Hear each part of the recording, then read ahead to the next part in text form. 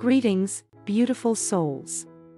Today's video is dedicated to the themes of love, connection, and the small gestures that nurture thriving relationships.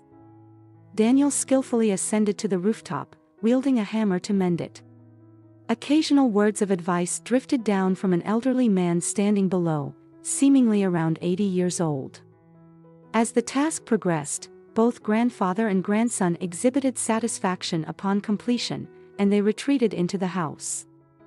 The contours of this small town had been their dwelling for a considerable span. Mr. Perry had assumed guardianship of Daniel at the age of 5, after the boy's parents perished in a tragic fire. Prior to this sorrow, Mr. Perry had toiled in shifts within the gold mines, but the loss of his son and daughter-in-law galvanized a change. He became the steward of Daniel's upbringing, instilling qualities of decency within the young boy. Following Daniel's stint in the army, he returned to his hometown and secured employment under a local farmer. However, a single concern lingered in Mr. Perry's heart: he yearned to see his great-grandchildren, a dream delayed by Daniel's unmarried status. Encouraging his grandson to consider the local girls, he remained oblivious to the fact that Daniel's heart had long been captive, held hostage by a love from years gone by.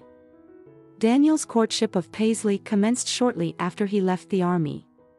She was employed in a grocery store, boasting both beauty and intelligence.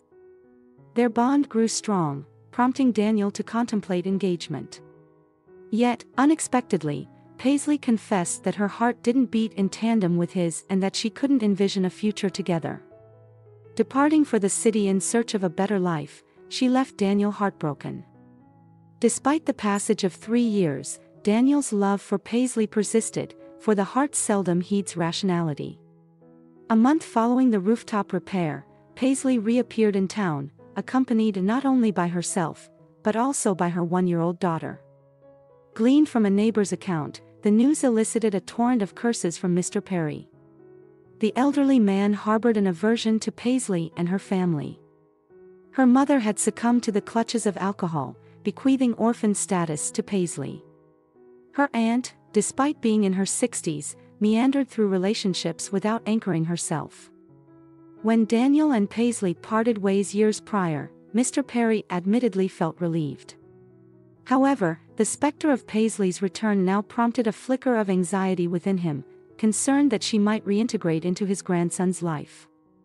As a precaution, Mr. Perry engaged Daniel in a candid conversation, aiming to ensure that the possibility of rekindling with Paisley remained firmly dismissed. Daniel, with a knowing smile, reassured his grandfather, affirming that their separation was a distant memory he had consigned to oblivion. Reassured, the grandfather drifted into sleep, but for Daniel, slumber eluded him until the morning sun.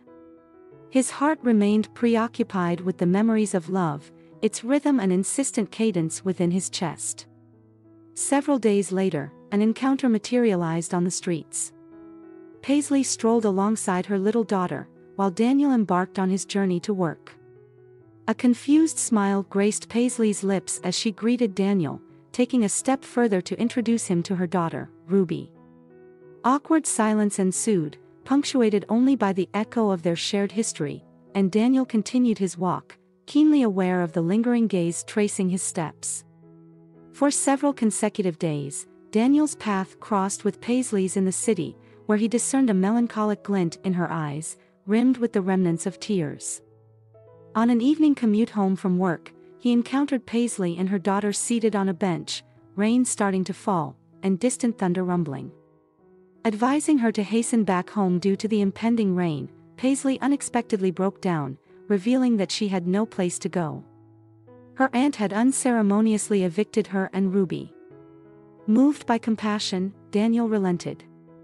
He approached them, tenderly patting Ruby's head, and extended an invitation for Paisley to stay with him if she agreed. A look of surprise tugged at Paisley's eyebrows. Swiftly drying her tears, she confided that she carried deep shame for her past, realizing only now the extent of her feelings for Daniel. She professed her willingness to traverse any distance for him. A joyful smile illuminated Daniel's face, and he winked at Ruby, who watched the exchange with rapt attention as she gathered their belongings from her aunt's garden. Paisley found refuge in Daniel's home, and the four of them commenced life together. While Mr. Perry grudgingly tolerated Paisley's presence, his interactions were minimal to avoid her. Yet, Ruby found favor in the old man's heart.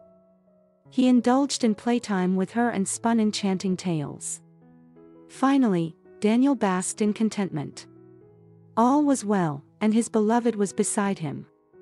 However, the joy was short-lived. Mr. Perry's ailment cast a shadow over their happiness. Swiftly, he succumbed to illness, confining himself to his bed for a week. Summoning Daniel, he imparted that his time had come, affirming Daniel as the finest grandson and expressing profound love. As his parting words, grandfather cautioned Daniel to remain vigilant, convinced that Paisley harbored ill intentions. Daniel's response was silence, as he embraced his grandfather, maintaining a bedside vigil until morning, clandestinely wiping away tears. With dawn's arrival, Mr. Perry's chapter ended. At the funeral, Daniel was a shadow of himself. Paisley, present and sighing heavily, stroked her husband's arm. Yet, her smile didn't elude the observant eyes of those in attendance as she departed the cemetery. In the wake of Mr. Perry's passing, Paisley broached the idea of selling the house and relocating to the city. She argued that Ruby needed more educational opportunities and Daniel could secure better-paying employment there. Stubbornly, Daniel resisted the notion of selling the house. Eventually, Paisley's demeanor altered, cloaking her in sadness and silence, punctuated by discontentment regarding Daniel's income. Determined to bring a smile back to Paisley's face, Daniel resolved to take on a part-time job as a taxi driver. This newfound source of income lifted Paisley's spirits, and she began to smile once more as Daniel handed over nearly all he earned. Balancing a full day's work with nocturnal hours at the wheel, Daniel's fatigue escalated. One rainy autumn evening, disaster struck. The car skidded on a slick road, flipped over, and plummeted into a ditch. This unfortunate incident marked the initial sign that he should cease the relentless pursuit of exhausting himself. Yet, driven by his desire to provide for his wife's happiness, he persisted. Rescuers labored tirelessly to extract Daniel from the car, as the metal had crumpled and distorted severely.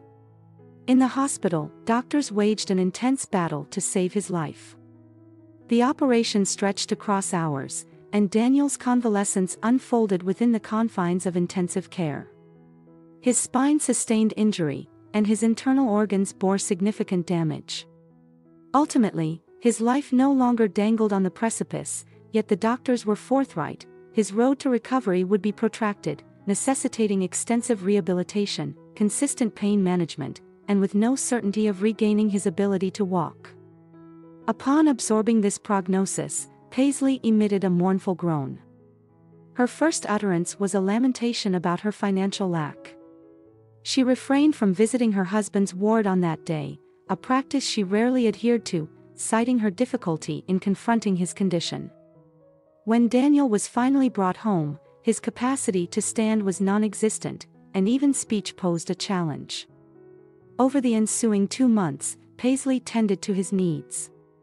In due course, she proposed the idea of selling their house to fund comprehensive rehabilitation programs offered by esteemed clinics.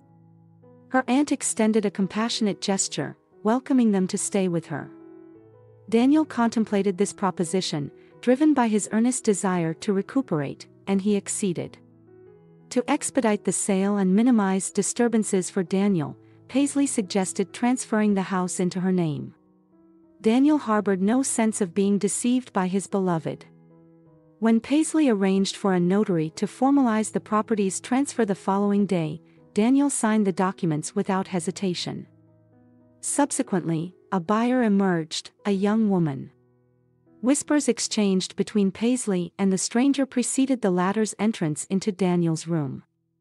The sight of the bedridden patient evoked a visceral reaction, prompting a swift retreat. Daniel remained oblivious to their conversation, but Paisley persisted in convincing the buyer to sign the contract. She promised a substantial discount in exchange for tending to an invalid whom she asserted had but a few months left to live. Lacking financial resources and coping with an asthmatic child, the buyer acquiesced to the prospect of owning a house in a tranquil town with fresh air. Armed with the money, Paisley promptly vacated the premises, bypassing her aunt's residence with no intention of reconciliation. Instead, she duped Daniel, who repeatedly called out for her, only to be met with a wall of silence. The subsequent day heralded the new owner's arrival, accompanied by her young son. Reacting swiftly to Daniel's cries, the woman attended to him. When he inquired about Paisley's whereabouts, her response confounded him. Paisley had departed after receiving the funds for the house. Astonished, Daniel whispered incredulously, asserting that they had planned to allocate the money for his rehabilitation.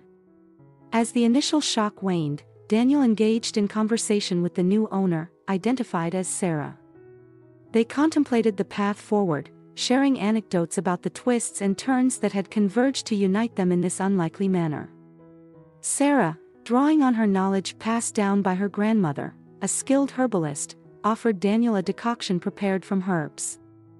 That evening, as Daniel prepared for slumber, he recognized a remarkable absence. He hadn't required a painkiller throughout the entire day. And thus, their friendship blossomed from the very first day, infusing the man with an unexpected thirst for life. Sarah grappled with a profound sense of guilt for not acquiring Paisley's house, leaving Daniel devoid of the rehabilitation he required. Consequently, she frequently administered massages to alleviate his pain. This arduous journey saw moments of despair when Daniel contemplated surrendering, deeming their efforts futile. Nonetheless, Sarah persisted unwaveringly, employing herbs, massages, and gentle exercises. Over the span of a few months, tangible progress materialized. Daniel managed to stir his limbs, then ascend to a seated position, and eventually take those crucial first steps. Triumph painted their path. 2 years hence, Daniel and Sarah entered the union of marriage. The bond forged between them over months had grown so profound that imagining existence without each other was inconceivable. During their wedding celebration, a neighbor by the name of Mrs. Reed discreetly handed Daniel an envelope, revealing it to be a letter from his late grandfather. This missive had been entrusted to her with the stipulation that it be presented to Daniel when Paisley had finally exited his life. Reading its contents left Daniel flabbergasted. The letter disclosed a treasure trove of gold hidden beneath the shade of the ancient maple tree, a fortune amassed during his grandfather's tenure in the gold mines. Daniel judiciously employed this newfound wealth to purchase neighboring fields, transitioning into the role of a farmer cultivating pristine, organic produce. In due course, Sarah gave birth to a son, propelling Daniel into fatherhood. On one fateful day, while attending to business at a city farmer's market, Daniel unexpectedly crossed paths with Paisley. Initially unrecognizable in her altered appearance, bulky and disheveled, now a fishmonger, Paisley discerned the man who had once been abandoned. Her complexion paled as she embarked on a familiar tirade about her hardships. Daniel deduced that the ill-gotten gains hadn't brought her the solace she'd hoped for. Choosing silence, he simply turned away, ostensibly on a mission to procure peaches as Sarah had requested. Sarah herself was pregnant once more, with the doctors prognosticating a girl. And so, I hope you've derived pleasure from experiencing my narrative. Sharing it with you has been my privilege. If you found it enjoyable, kindly express your appreciation by clicking the like button and subscribing to my channel for coming tales. Thanks for watching and see you soon.